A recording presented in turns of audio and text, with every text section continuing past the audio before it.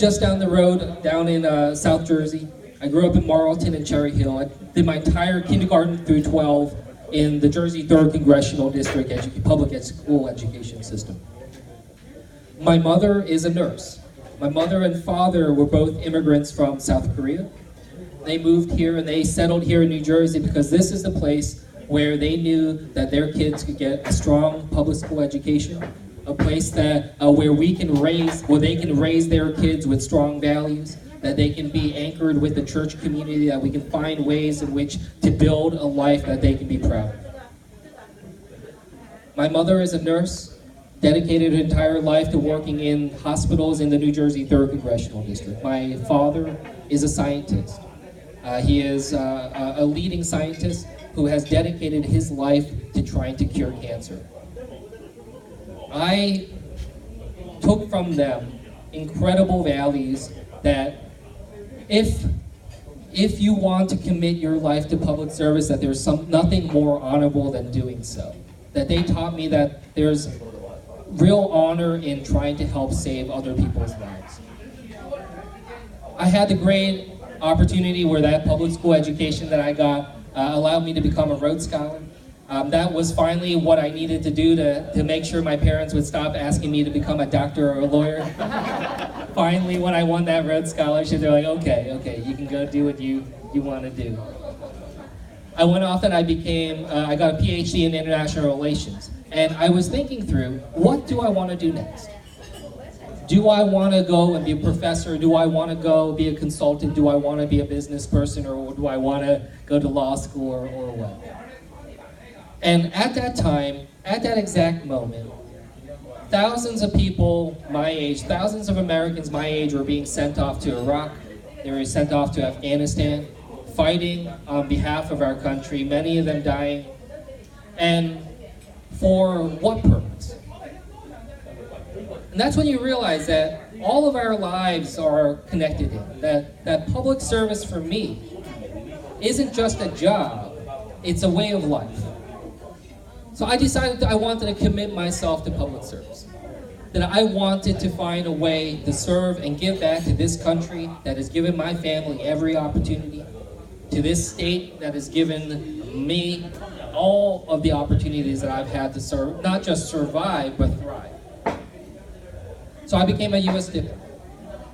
And I've had great opportunities and experiences where I got to become a strategic advisor to General Petraeus out in Afghanistan. I got to serve 2 years at the White House under President Obama, which was an honor of a lifetime.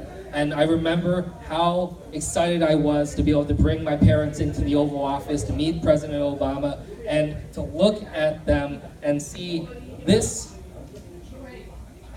the son of immigrants, for them to how much they went through in their life to give me every opportunity, and now I'm introducing them to the President of the United States. That was the greatest honor. Because we know that the Oval Office is a symbol of greatness in this country. The White House means so much to us because we know how powerful it is. And we also know how dangerous it is when it's in the hands of somebody who is reckless, someone who is irresponsible and doesn't understand our voice and what we want in terms of responsible American leadership at home as well as abroad. I left the White House to be a father. I really wanted to focus in on being a dad and give that everything I had. I had weirdly realized that I knew way more about how to wage war than how to raise a baby. And I just said I needed to fix that. I needed to make sure that I was going to be a great dad. And the way I described it is I wanted to be a dad, not just a dad that I had time to be, but the dad that I wanted. So I focused on being a dad. And I have a 2-year-old and I have a 5-month-old right now. So obviously it makes a lot of sense to run for Congress when you got 2 little babies at home, right? But I want to just tell you a quick story. When my second kid was on the way, about a month before he was born, my wife and I went in to the hospital to have the ultrasound. And this is like one of the most exciting moments because you get the little picture and you can share it around and everyone gets excited. I remember the doctors telling us though, there's a problem.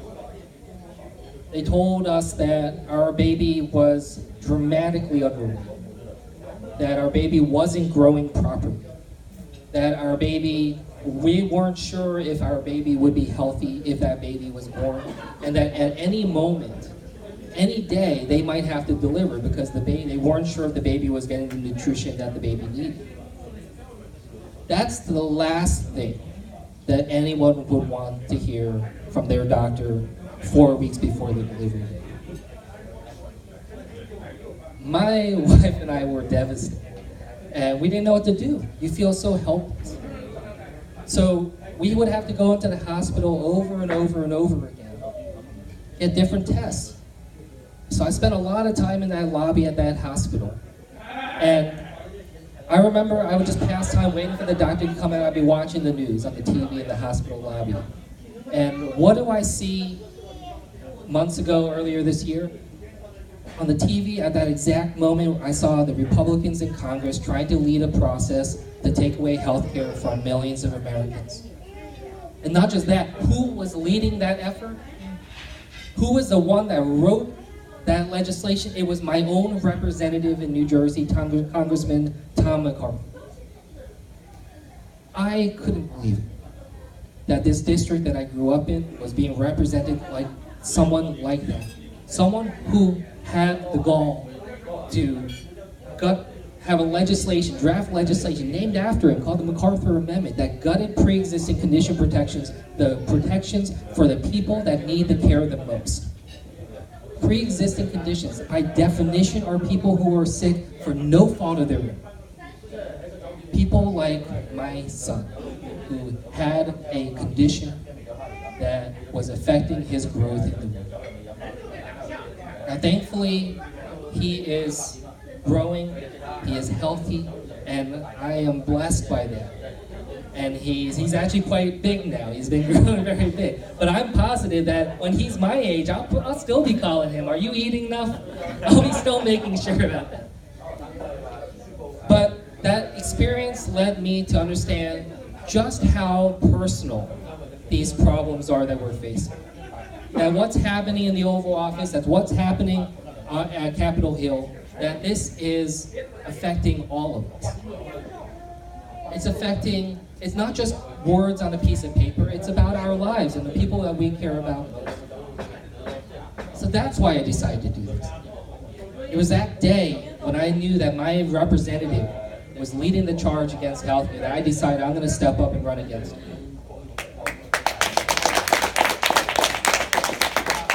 I made myself 2 promises when Donald Trump came into office. On that day, November 9, 2016, where I felt I could barely get myself out of bed, I made myself 2 promises. One, it's probably one that all of you probably thought about, which is that I will never take an election for granted ever again in my life. And number 2, what I promised myself is I am not going to assume that someone will step up and fight on my behalf and fight for me. If I want to see change, if I want to see something different in my country, in my state, in my home district, what am I going to do? What is my role going to be? This district is a district that President Obama won twice. It is a district that is the definition of swing district. We can win this. Democrats can win that, but we need candidates that can be strong. The candidate for the Democrats in this district last year only raised $600. That's why we didn't win this last time. I want to make sure that the people of my district have a choice, that they can exercise their democracy and they can choose whether or not they want to vote for somebody who is leading the charge on taking away health care and leading the charge on trying to take away our tax deductions and all these other things that he represents.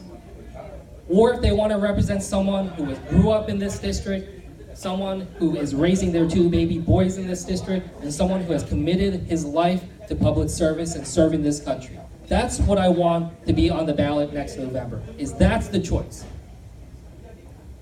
I am 100% committed to this, and I thank you so much for your contribution. I want you to know, as said, I'm the only Democrat in this race, which means that I don't have to spend a single dollar of your money fighting against another Democrat. We can put this all towards making sure we can flip this district next year.